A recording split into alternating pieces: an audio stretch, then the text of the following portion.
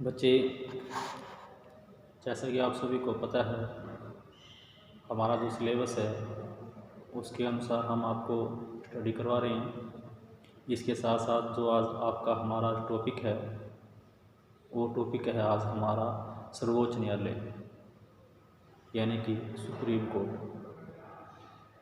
आप सभी को पता है कि भारत विश्व का सबसे बड़ा लोकतांत्रिक देश है।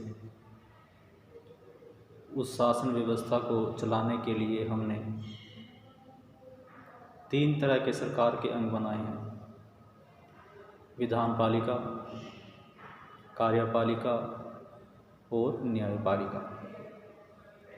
इसके साथ साथ संविधान के आर्टिकल 50 में ये भी कहा गया है कि विधानपालिका में और कार्यपालिका में प्रशासनिक कार्यों के लिए संबंध पाया जाएगा।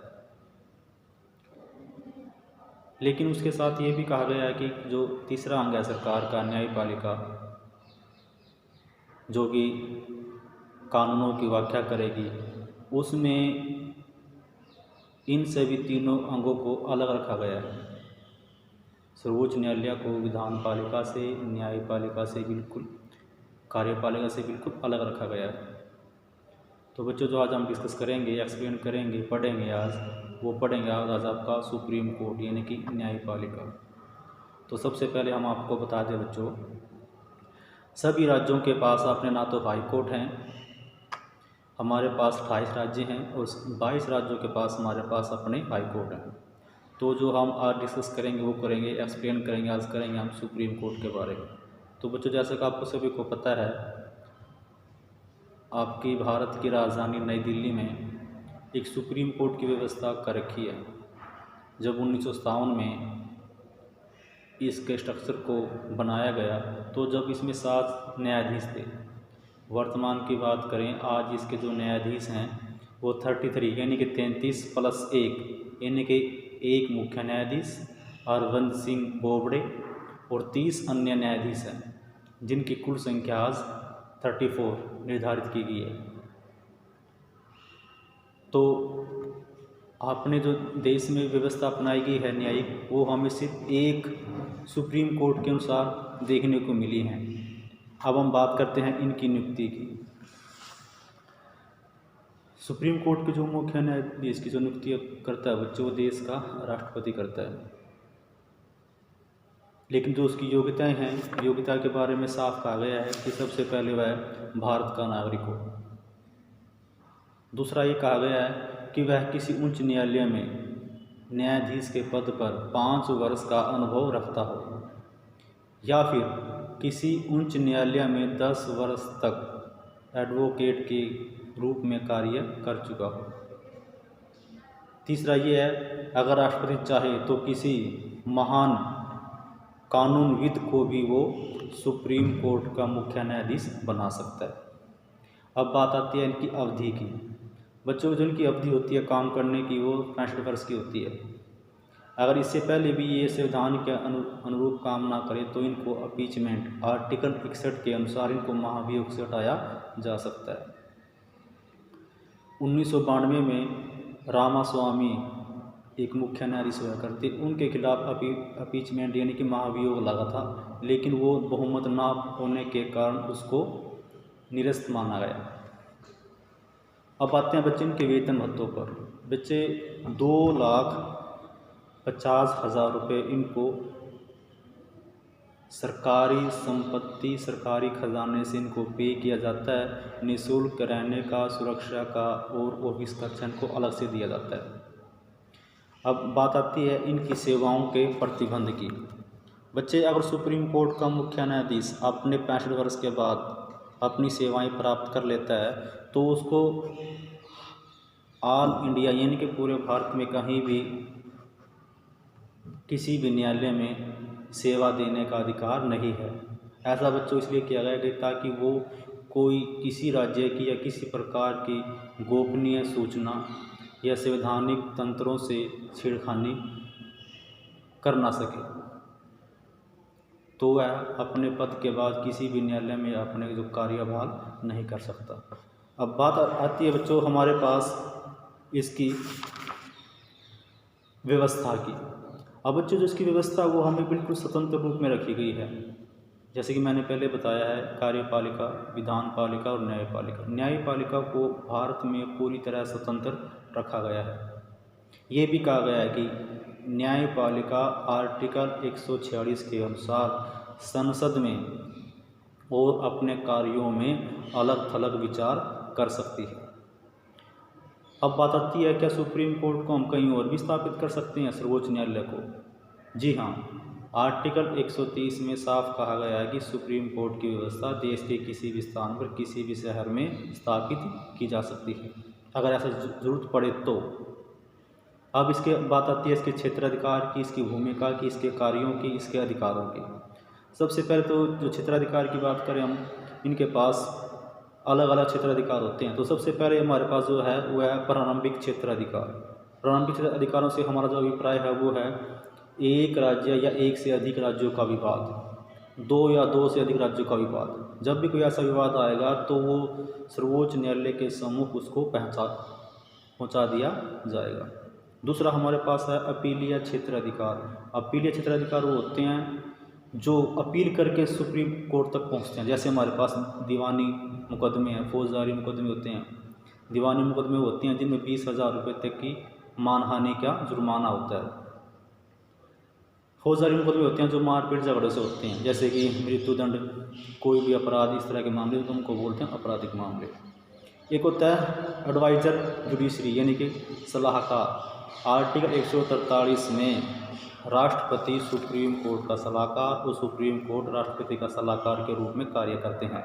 जब भी कोई ऐसा मामला आता है संवैधानिक रूप में तो राष्ट्रपति सुप्रीम कोर्ट को सलाह दे सकता है, सुप्रीम कोर्ट उसको दे सकता है, लेकिन दोनों पाबंदी नहीं है, वो किसके माने ना माने। अगर हमारा अभिलेख वाक्य, अभिलेख जो न्यायालय होते हैं वो रिट जारी करता है सुप्रीम कोर्ट आर्टिकल 129 के अनुसार। इसमें होता है क्या है, कोई भी रिकॉर्ड या किसी भी निम्न न्यायालय पर रोक टोक या रिकॉर्ड मांगना, इस तरह के लेख वो कर सकता है, जारी कर सकता है। अब बात आती है पुनः निरीक्षण। आर्टिकल 137 में सुप्रीम कोर्ट अपने पहले दिए गए फैसलों के अनुसार पुनः अपनी याचिका को, अपने फैसले को दोबारा से उस पर सुनवाई कर सकता है, अगर उसको विचार करने के वो लायक है कि नहीं। कोई भी ऐसा फैसला याचिका जो याचिका करता को ये लगे कि मेरे साथ सही न्याय नहीं हुआ तो याचिका दोबारा डाल सकता है। यानी कि अपने दोबारा फैसले सुनने का अधिकार भी, न्याय निरीक्षण करने का अधिकार भी इसके क्षेत्राधिकार में आता है।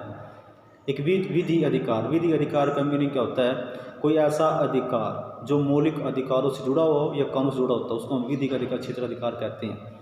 जैसे राष्ट्रपति का कोई विवाद चुनाव से संबंधित, वो सुप्रीम कोर्ट में ही जाता है। दूसरा है कोई भी मुकदमा बदलने का, उसका न्यायिक क्षेत्र बदलने का अधिकार भी सुप्रीम कोर्ट के पास है।